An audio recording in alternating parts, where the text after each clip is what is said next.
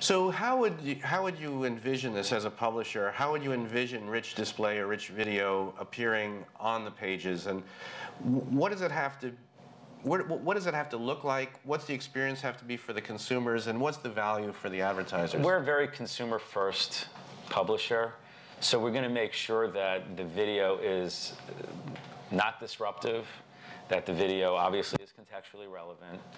And we're also finding that it's not as important just to show video for the sake of earning dollars. It actually has to be very, very consumer friendly.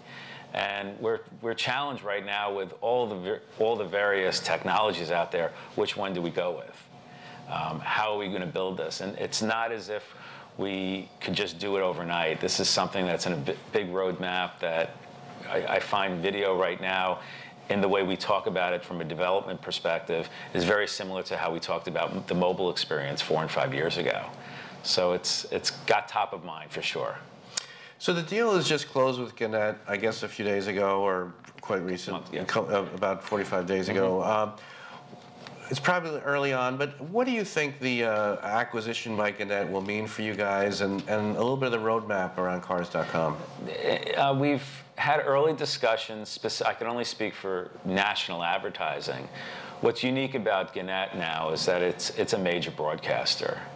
They have, in some cases, the largest footprint of any of those broadcasters out there. And one area that we're very focused on right now that we've been discussing with the folks down at Gannett is how to stitch together some sort of video opportunity for our advertisers, because it is sort of unique. There's a lot of data out there right now. There's geography data. There's all kinds of things that you could layer on that I think our advertisers would love to have the capability to work across the Gannett net footprint. So. Cool. And finally, you know, what are some takeaways maybe for the success of Cars.com? How you guys? It's a unique kind of business model. Somewhat, it's not a traditional e-commerce play. Yeah. You have these dealers that pay you money. You refer business. What's some of the lessons do you think to the business model of Cars.com that maybe could be taken away by other publishers? One thing, as we discussed a little earlier, we've been around for a long, long time, and our main mission has always been consumer first. So as we start dipping our toes and getting video distributed across our entire network, we're going to make sure that the consumer is served first. We're a big believer that profits from advertising, whether it's dealer advertising or OEM advertising, comes once the consumer is served. And that's really what we're focusing on right now. Cool. And finally, the use of data and targeting, and sort of making it all happen. What's what's the secret sauce? I mean, you must have a lot of first party. I'm sure the dealers do. Not to get into too much detail, but give us sort of a little bit of the data story. Well, over the last couple of years, as we've developed the site and been able to deliver consumers more richer searching criteria, we're finding that those search criteria are actually great attributes for targeting.